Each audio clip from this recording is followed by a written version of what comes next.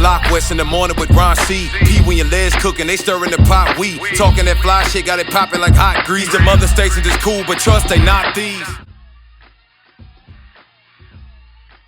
Hey, yo, what's up, y'all? Welcome to the Spin Room. I be your man, Big Pee Wee. I got my folks with me today, and trust and believe, ladies and gentlemen, we're going to have a terrific show today, man. We got a special guest that's in the building.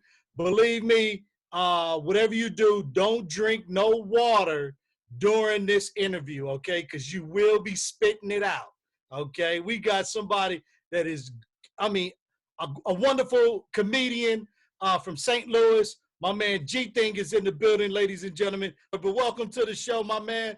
I truly appreciate you taking the time out your day to come and rock with us. But ain't nobody doing nothing right now. Everybody at the house.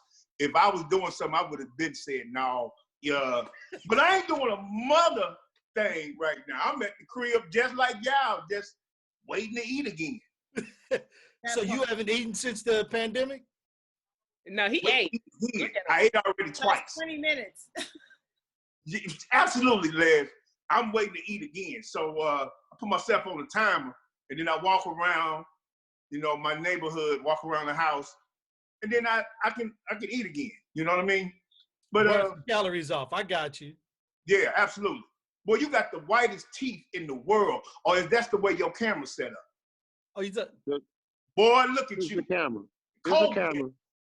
Boy, you got dentist plane. Camera. They got a nice barber, but your dentist, woo. Hey, I'm working on the GThang. Hey, so what's been up with you, man? I know that since this crisis has gone on, you haven't had an opportunity to do any stand-up in front of people.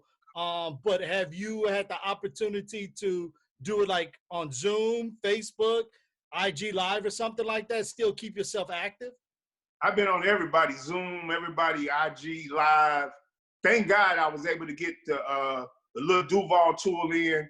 I was able to get last year's Millennial tour in. I was prepared for, something like this that would happen, especially as a comic, as an actor. You got to be prepared for something like this. I did a couple of live comedy shows for Brett too, so it was really nice to be over there on UMC.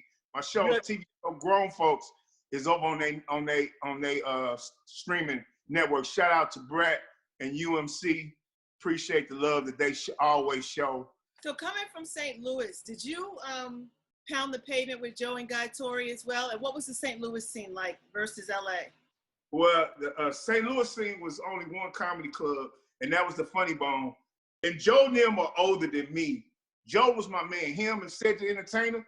When I tell you I love them cats, especially Joe, because Joe will come. I was promoting comedy shows in St. Louis, and right. Joe would come and do my comedy show as long as I put Guy on the show. He said, I'll do your show for a little nothing. And Joe was big. Joe was this for Nelly. If Joe come to town, the cowboy hat on his little chest, little brand on the side of him. Came to town shut down. Of course, we ain't had number 900 people there in St. Louis, but they would all come out to see Joe Torry. Right. Shout out to Joe Torry, man. That's a cool shit. I do everything. Do you understand me? So let's get back on. You before you was a comedian, you used to host a comedy club? Okay, so y'all want to get into, I'm gonna give y'all a little bit. I was bringing big ass shows, and so I did one show, paid for the show, put up on my money, sold out twice, and I was going out the host in St. Louis. I go out the host. I got DL, Big Worm, Faison Love. I got all them on the show. LaBelle Crawford, and I go out the host, and the cat was like, "Hey man, get your corny ass off the stage and bring up." This is my hometown. I sold the cat the tickets in the front row. This is supposed to be my partner. You know what I mean? He heckling the motherfucker. And I'm like, hey, bro, I had no comeback. No. This is weird. Hey, he ran me off the stage. DL go up, do 30 on me alone. Oh my goodness. Oh my God. And I still had to pay the brother.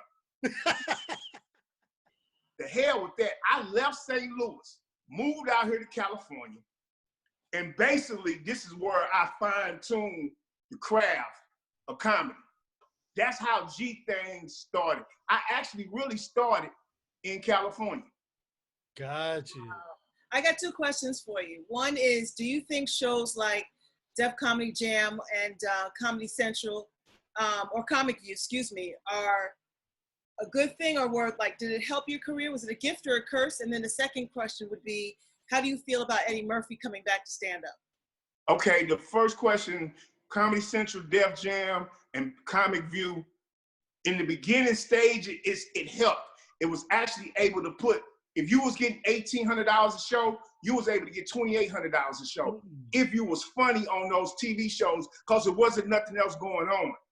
So you was able to take your price range up. And if you got the host Comic View, you was set to do tours and everything. So you was ready to really get a check. That's why the DLs and the Sedges and the DC Carries and the Samoas names are still popping to this day and able to get money. Cats like me who came behind them, the comedy scene was so saturated that we wasn't getting looked at anyway because it was 1,000 comics.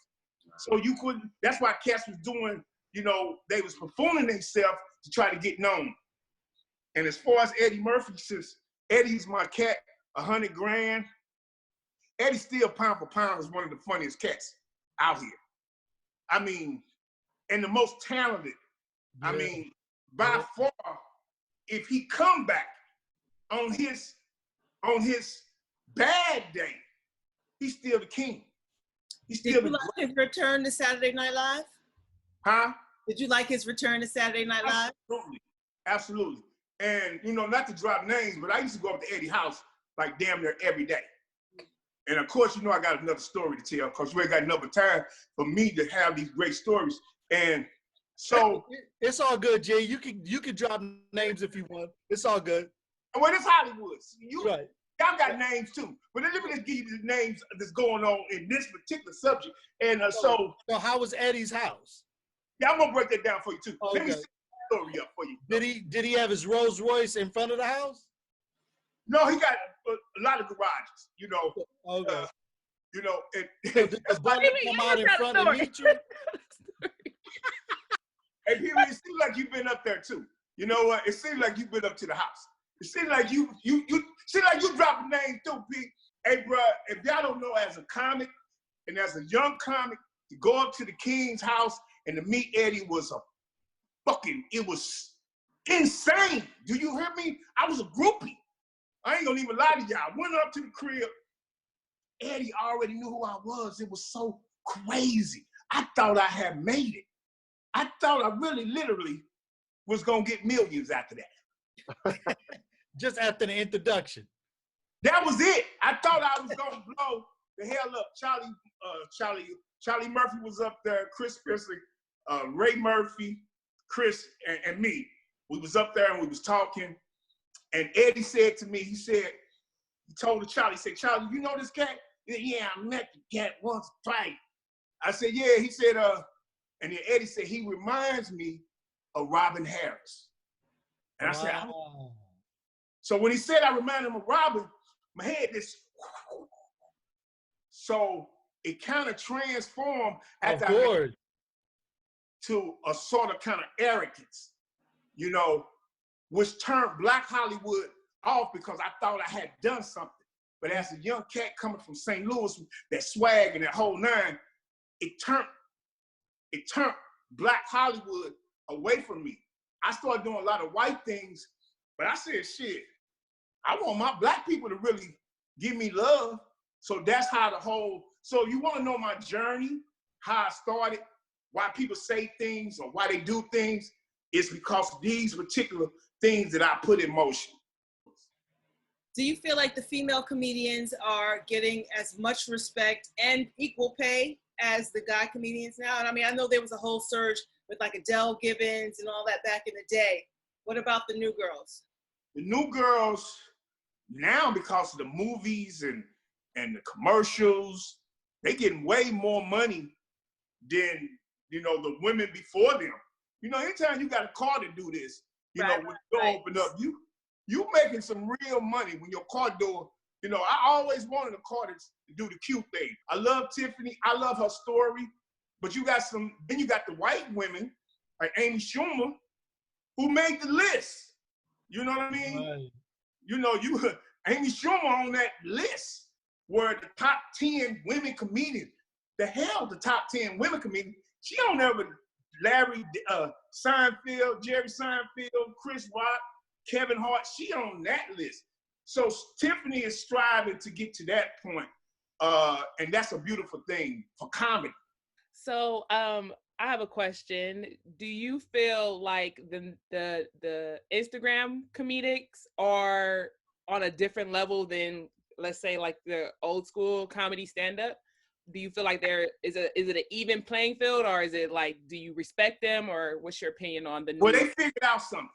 You know, the Instagram and the Vines, them little young cats, they didn't figure out something. What's the cat on Wild 'N Out? What's the, you know? Just Hilarious. You got Just Hilarious. King Batch. You have all these, you know. A lot of them. Like, and them cats is making some money because they got 1 billion followers and people go to their page to advertise and all that. They didn't go in the trenches like we did. And even the networks have changed. Mm-hmm. You know, like when I was coming up, you really had to be really talented to get on a TV show. So you had to audition. And once you got the call from your agent, you really earned that role because you auditioned for it. You studied the craft. Now, all you need is 1 million followers and you got that role. Right. So they did do the same things that we went through. Even the networks are asking you how many followers you have. Right. Social media already took over the game with like the numbers. It's all about the numbers now. You know what I mean? Because the numbers bring numbers to them. If one of these networks, these MTVs and these BETs and these Comedy Centrals is only averaging 4 or 5 million followers to watch their shows, and this cat got 20 million followers, he's coming on because they feel that his followers is gonna come through their network. But let me ask you, do you have any resentment, or do the veterans have any resentment towards these people with the followers who are created by popularity and hype versus those of you who have been in it for a long time and are completely talented? Like, is there any animosity going on? It is, not with me, because, you know, I learned to accept it, and I learned to know that my talent stands on its own, and I embrace all of those little young cats that's doing it, the Funny Mikes, the Country Waynes. I love all them little young cats, and I hop on their videos. You know, I hop on their videos because it's funny. I got the hook up too, and I saw Funny Mike doing a video, and I said, damn, he said, OG, because you know they call you OG. OG, come hop in my video. I go hop in the video, and while we waiting to shoot, he shows me the video. It had already hit 2 million followers before we even shot our scene. Wow. And it ended up going to World Star and all of that. It ended up doing 10 million on his page, 5 million on World Star, and all the other little young cats, Lil Primo, and all the other little young cats that's in it. They all got followers and it was shooting. So I said, shit, I'm gonna shoot my video with these little young cats. I shot a video with them little young cats. It shot to 15 million. It started to generate some followers. And I said, shit, I ain't getting ready to fight it. I'm gonna join it. Right. You know what I mean? So let me ask you this, G. You've been in the game a nice little minute. And if you was able to put like your all-star team, just like basketball, you got an all-star team. You put together an all-star team of comics, your starting 5. Who would be your starting 5? My starting 5 would be, of course, Eddie Murphy. You know, I would go with Eddie Murphy. And this is going to be a crazy, funny 5. I would go with Eddie Murphy, Earthquake. Yeah, because Quake is a beast. Yeah, Quake is a monster. I would put Said the Entertainer. I would go with Chris Rock, because I love Chris Rock's brain. and Dave Chappelle. I got Eddie. Rock, Earthquake, Dave Chappelle, Mike Epps. Okay, Mike Epps. That's who I forgot. Okay, Mike Epps. That's a nice lineup. That's Man, a nice lineup. Because one thing that I learned from a comic, he said, "Gee, it don't matter who's next. It don't matter who's on stage right now. You're next. So you got to block all that out anyway." But I had my share of getting smacked up in LA a few times. I was at the Laugh Factory, and Charlie Mack brought some guests to come see me. He comes upstairs. He said, "Gee, I got some people that want to see you. You getting bumped up early." I get bumped up early at the Laugh Factory. I'm on stage and I'm doing my thing, I think. And nobody's laughing but Will Smith. Nobody. And you know, Will ain't even trying. He just trying to help me out. He, you know, you do that little close the eye. And nobody else is laughing. And I was going up to the Men in Black set every day for a month, because I'm fresh out here. Charlie would let me come up there. So Charlie comes upstairs. I didn't even know it was a back door to the Laugh Factory. Will, Jada, Tommy Lee Jones, because there was the whole cast of Men in Black, go out the back door. I don't see them no more. And Charlie comes upstairs and say, "Hey, bro, don't come up to the set tomorrow." I'm like, "What the hell? What the hell happened?" He said, "You were horrible." And you know, Charlie will tell you in your face. Hey, GThang, man, look, we're going to get off the comic thing. And, you know, I'm a DJ, man. I love music. So I want to know what you listening to right now. What's in your little tape deck, 8-track, turntable, whatever you play music right now? Damn. I'm listening to Drake. I'm still, I'm an old school cat, so, I love the Maxwells, the Jay-Z's. So I'm still listening to all those songs. So when I got people come over to the house, I really want to have on something sexy on, because I'm grown. I want that boomerang feel when you come over to the crib. Hey, so G, what you got going on right now? Give me Absolutely nothing right now. No, what I mean is, like, I know you still got your TV show that's on UMC.